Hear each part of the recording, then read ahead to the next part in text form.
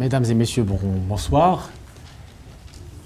Et tout d'abord, un grand merci pour cette belle initiative. J'espère que cette initiative ne sera pas la dernière.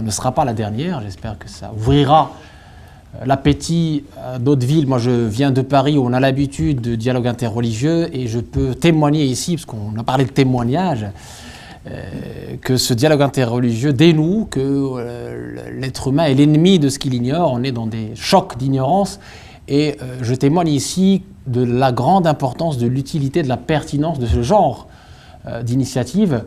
Et j'espère qu'elles vont continuer et qu'on va voir effectivement une ouverture plus large, au moins au niveau national.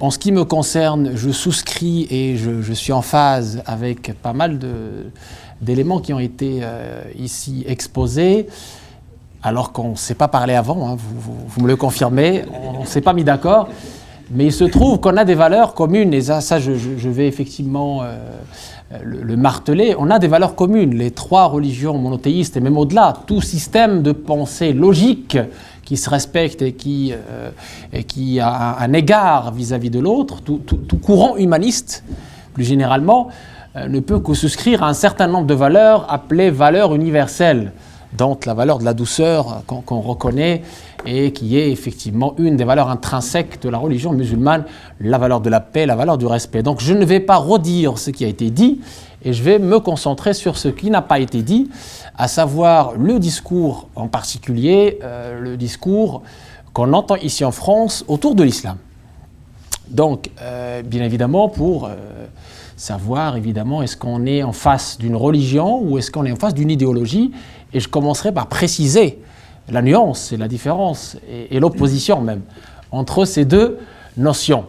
Alors, évidemment, nous vivons une époque trouble, marquée par une prolifération de sectes, et j'utilise le mot prolifération parce qu'on va savoir pourquoi après, qui instrumentalise, je dis bien instrumentalise, la religion pour des fins terrestres et par la naissance d'un mal moderne, tout à fait nouveau et complexe, qui est le terrorisme. C'est un mal moderne parce qu'il y a même 20 ans, 30 ans, on n'avait pas cette forme de terrorisme complexe et si proche de nous.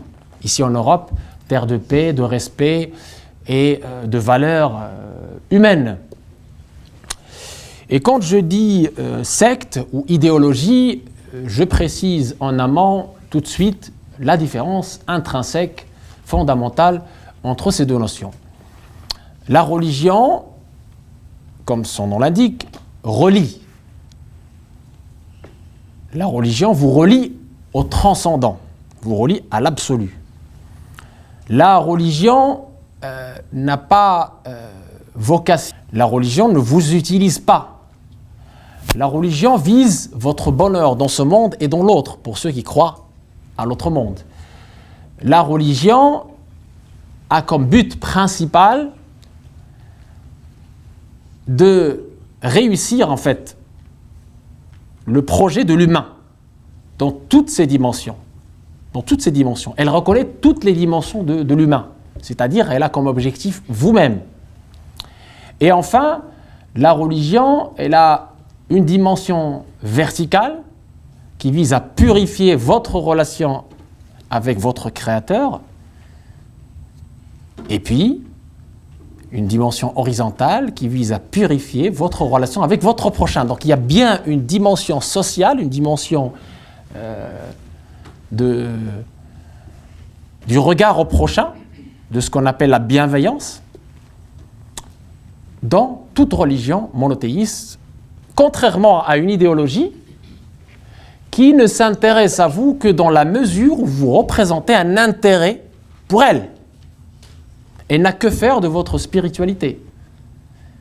Elle ne vise pas votre bonheur, elle vous utilise, elle vous instrumentalise. Vous êtes pour elle de la chair à canon. De la chair à canon, tout simplement.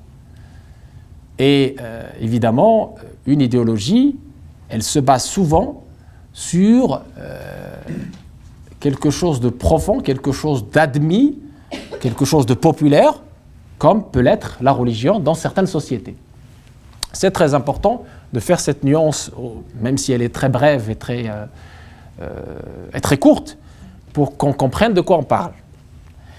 Et donc, quand je vais parler ici de discours, je distinguerai le discours d'une religion, du livre, ou d'une religion tout court, ou d'un système de pensée, et le discours de l'idéologie ou de la secte.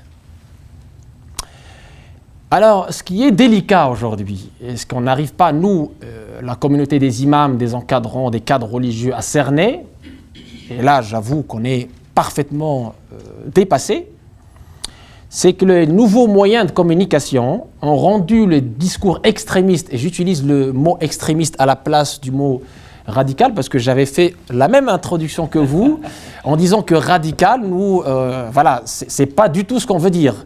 Fondamentaliste et radicaliste, ça ne veut pas dire extrémiste. Les fondamentalistes veulent dire que ceux qui reviennent aux fondamentaux.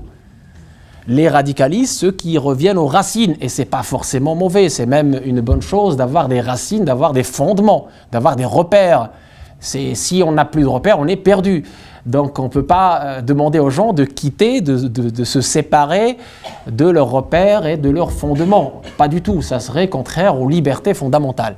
Donc effectivement, je remplace le mot radicalisme par le mot extrémisme, qui me paraît plus opportun et qui exprime mieux cette idée d'exagération et d'utilisation ou d'instrumentalisation d'une religion pour des fins terrestres. Je disais, les nouveaux moyens de communication ont rendu, bonjour monsieur, ont rendu le discours extrémiste plus visible, alors qu'avant il était marginal, alors qu'avant il était bien identifié comme marginal, extrémiste et comme répugnant. Et puis, elle a rendu l'embrigadement plus facile et presque incontrôlable. Et j'ai des exemples dans ma propre mosquée de gamins de 15 ans qui se sont fait embrigader, endoctriner grâce au cheikh Facebook, qui échappe à tout contrôle, y compris le contrôle des États, et qui ne fait aucune différence des âges, des sexes et des religions. Donc il est prêt à embrigader tout le monde, et c'est gratuit. Voilà. Donc, par rapport à l'islam, il y a une difficulté. Il y a une difficulté d'ordre organisationnel. Tout d'abord, on n'a pas de clergé en islam. Certes, on n'a pas de clergé. Mais on a des savants. C'est ce qu'on oublie. Ce qu'on appelle les ulama. Ils sont nos référents. D'accord ? Donc, le discours extrémiste, les idéologies destructrices, les sectes, se basent justement sur cette, entre guillemets, vérité, pour vous dire, finalement, il n'y a pas de clergé en islam, donc vous pouvez avoir cette relation directe et sans intermédiaire avec le texte scripturaire. Danger. C'est là où commence le discours d'embrigadement. C'est le début du danger. Quand c'est toutes ces idéologies que j'appelle, et je vous expliquerai pourquoi, les idéologies de la haine et de l'exclusion, ils ont un point commun. Ils veulent rompre entre vous et l'autorité officielle religieuse. Très important. C'est la première démarche de l'embrigadement, de l'endoctrinement. Je vous parle d'expérience, du vécu, du terrain. Je ne suis pas un théoricien. La première chose que fait un gourou, c'est la rupture avec les autorités religieuses, avec les ulama, avec la communauté des savants, des référents. C'est la première chose qu'il fait en vous balançant l'argument que je viens de dire. Ah, il n'y a pas de clergé en islam, donc vous devez avoir votre comportement en direct avec le Coran. Et il ne le vous dit pas, mais il est en train de se substituer lui-même à ses référents. C'est-à-dire il devient, sans que vous le sachiez, votre référent. C'est ça le danger. Et c'est cela l'intelligence justement de nos discours et l'intelligence de nos savants, c'est de nous éclairer sur justement qui doit-on suivre, puisque ces gens-là veulent se substituer aux savants référents en mettant en avant l'argument qu'il n'y a pas de clergé en islam, et donc suivez directement le Coran, et donc, ils vont vous lire quelques versets, entre guillemets, qu'on peut appeler colériques, qui ont un contexte bien particulier, et ils vont justement dénaturer le texte, l'instrumentaliser et l'utiliser justement pour appeler à la haine, pour faire l'apologie du crime ou du terrorisme.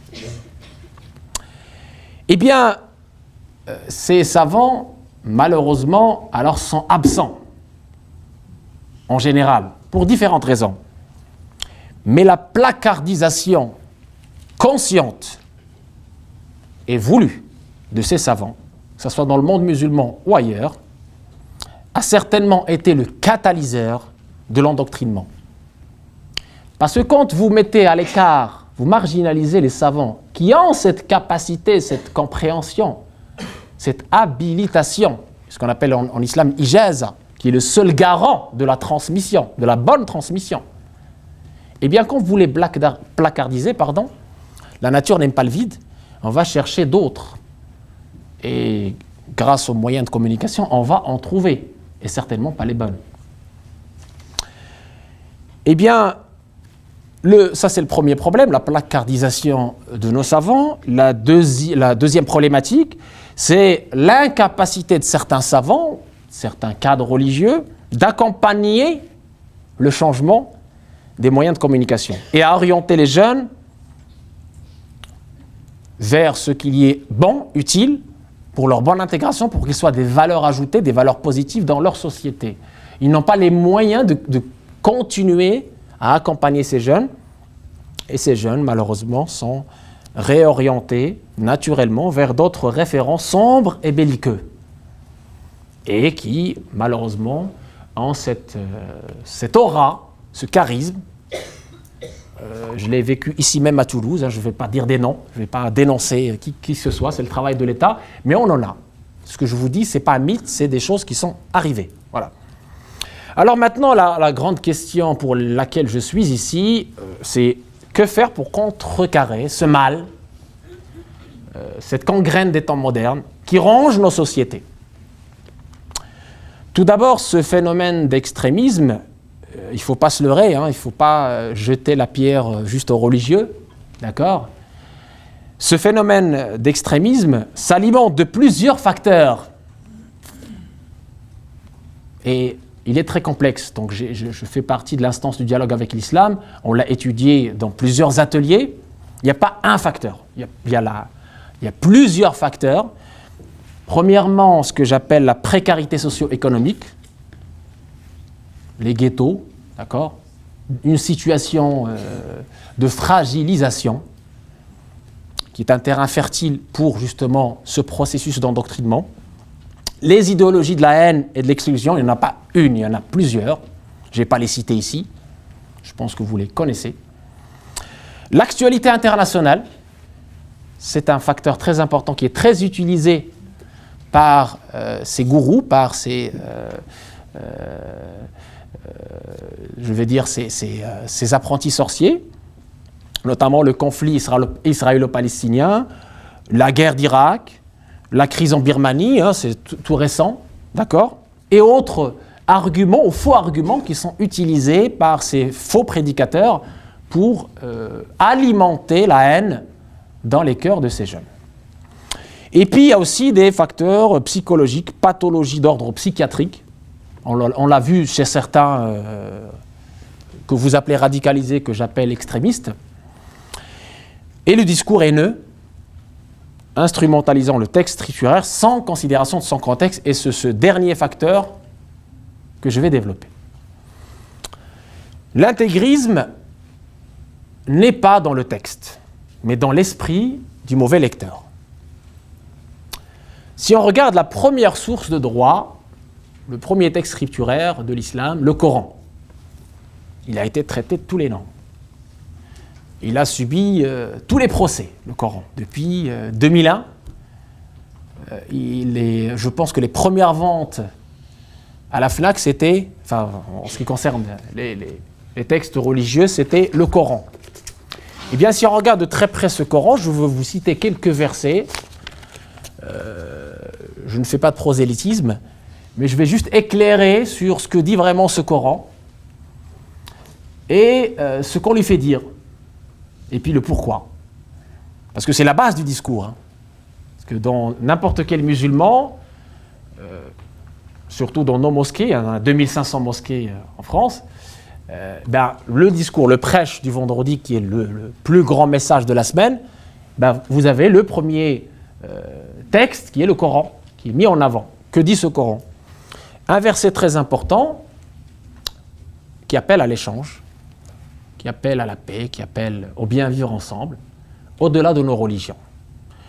C'est le verset 13 de la sourate 49. « Ô humains, nous vous avons créés à partir d'un homme et d'une femme, et nous avons fait de vous des peuples et des tribus, afin que vous vous entreconnaissiez.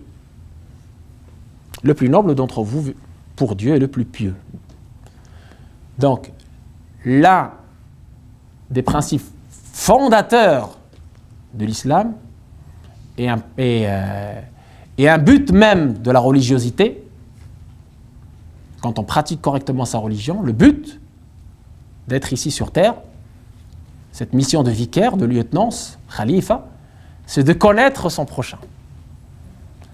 Connaître pour s'enrichir de sa connaissance, connaître pour justement lever le voile qui peut être entre nous et pour justement parfaire sa propre spiritualité.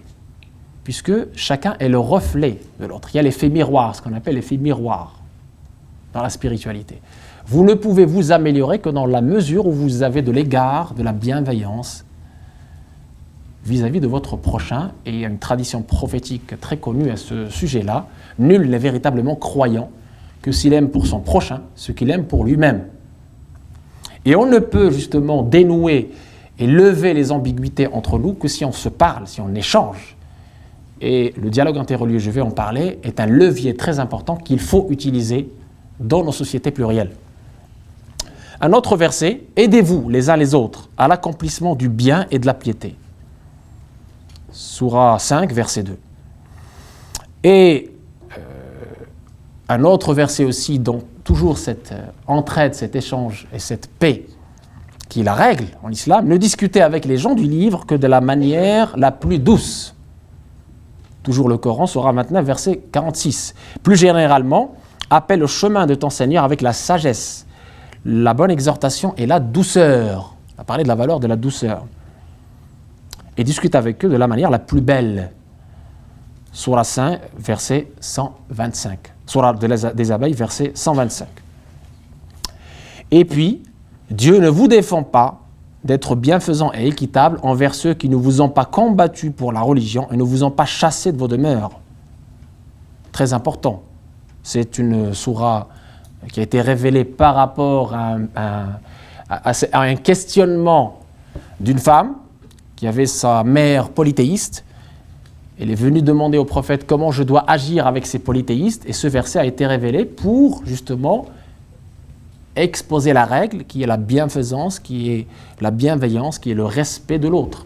Et vous connaissez tous le verset « Nulle contrainte dans la religion » de la sourate 2, qui a été révélé à l'occasion justement de la conversion à l'islam d'un père de famille qui voulait obliger ses deux enfants, qui étaient alors chrétiens, il voulait les obliger, les contraindre à embrasser sa religion.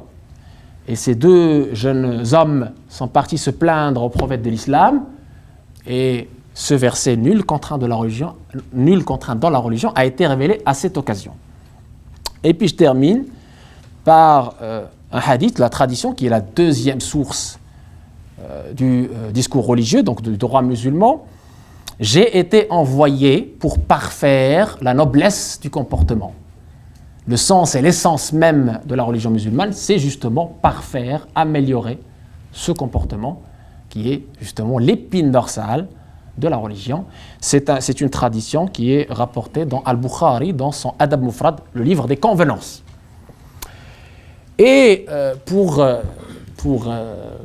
conforter ce que je viens de vous dire, par ce que j'appelle la tradition comportementale du modèle des musulmans, c'est-à-dire du dernier messager, Mohammed, la première chose qu'il a établie après s'être établi à Médine, qui est le premier État musulman dans le sens historique et religieux, non pas dans le sens idéologique, parce que quand on entend État musulman, on a tendance à penser à Daesh.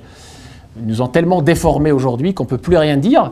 Alors, le premier État musulman qui vit le jour à Médine, sous la devise de la fraternité, puisque la première chose que le prophète a établie à Médine, c'est la fraternisation entre les Mécois et les Médinois, indépendamment de leur classe sociale, qu'ils soient noirs ou blancs, qu'ils soient pauvres ou riches. Eh bien, c'est ce que j'appelle la constitution de Médine. C'est la première constitution écrite, la première charte écrite dans le monde ancien. Alors, cette charte, je ne vais pas vous l'exposer ici, elle est c'est un grand livre qui a été traduit dans plusieurs langues. Eh bien, il a été conclu entre les musulmans et les gens du livre, les juifs et les chrétiens à Médine. D'après ce traité, les musulmans garantissaient aux juifs, aux chrétiens et aux autres minorités religieuses de Médine la liberté de croyance et leur accordaient les mêmes droits et obligations que ceux dont ils jouissaient eux-mêmes. Cette charte de Médine ou cette constitution, elle a mis fin à près de 100 ans d'affrontements interethniques entre deux tribus de Médine, Aws et Khazraj. Les historiennes conviennent en outre sur le fait que la constitution a établi principalement la paix et la sécurité des communautés, la liberté religieuse pour toutes les communautés, l'acceptation de Médine comme un lieu sacré, donc désarmé, sécurité des femmes, c'est très important, le rôle des femmes. Les juifs ne font qu'une communauté avec les croyants, les juifs peuvent continuer de professer leur religion et la liberté de pratiquer leur religion est garantie. Ce texte connu sous le nom de Constitution de Médine, appelé également Charte de Médine, est tiré du livre de Ibn Ishaq, pour ceux qui aiment les références, dans lequel il figure sous le titre « Le pacte entre les émigrés et les Ansar et la réconciliation avec les juifs ». Deuxième grand exemple, avant-dernier exemple, une délégation de chrétiens vint à Médine en provenance de Najran, une ville du sud-ouest de l'Arabie, invitée par le prophète de l'islam lui-même, dans sa propre mosquée, pour justement le dialogue interreligieux. Il les invita à dire leurs prières à l'intérieur de la mosquée. Les musulmans disaient leurs prières d'un côté et les chrétiens de l'autre. Au cours de cette visite, le prophète discuta aimablement avec eux sur de nombreux sujets, y compris la nature de Jésus. C'est un récit cité par Ibn Ishaq et par Nour al-Yaqin. Donc, dans les récits aussi authentiques, on peut trouver ces premiers dialogues interreligieux, notamment avec le roi Négus d'Abyssinie et Ja'far, premier émissaire, premier ambassadeur de l'islam. Et puis, dans la continuité de l'ouvrage du prophète de l'islam, Omar, le deuxième calife, et ça c'est très important, dans la continuité du bien vivre ensemble, il a instauré ce qui fut appelé ensuite al-Uhd al-Omariya, l'assurance omarienne. Alors l'assurance omarienne, elle figure aujourd'hui dans la bibliothèque du patriarcat de Jérusalem, document numéro 552. Elle figure aussi dans la bibliothèque de Londres, dans la bibliothèque d'Istanbul, et le patriarche orthodoxe de Jérusalem publia le 1er janvier 1953 une copie de l'original du manuscrit de la librairie Al-Fanar dans l'un des districts administrés par Istanbul, de ce qui serait donc cette assurance omarienne. C'est encore une fois un document historique qui a été traduit dans plusieurs langues, mais les points principaux que je vous cite ici: du serviteur de Dieu et commandeur des croyants Omar, les habitants de Jérusalem sont assurés de la sécurité de leur vie et de leurs biens, leur église et croix seront préservées, leurs lieux de culte resteront intacts, ils ne pourront être confisqués ou détruits. Ce traité s'applique à tous les habitants de la cité, les gens seront tout à fait libres de suivre leur religion et ne devront subir aucune gêne ni trouble. Maintenant, qu'est-ce qui se passe? Pourquoi ce discours que je vous expose ici, qui donne effectivement une vision de la religion qui est plutôt facteur de paix, facteur de bien vivre ensemble, et puis tout ce qu'on entend dans les médias, chez certains prédicateurs, chez certains pseudo-imams, chez certains idéologues, un discours haineux, un discours qui exclut l'autre.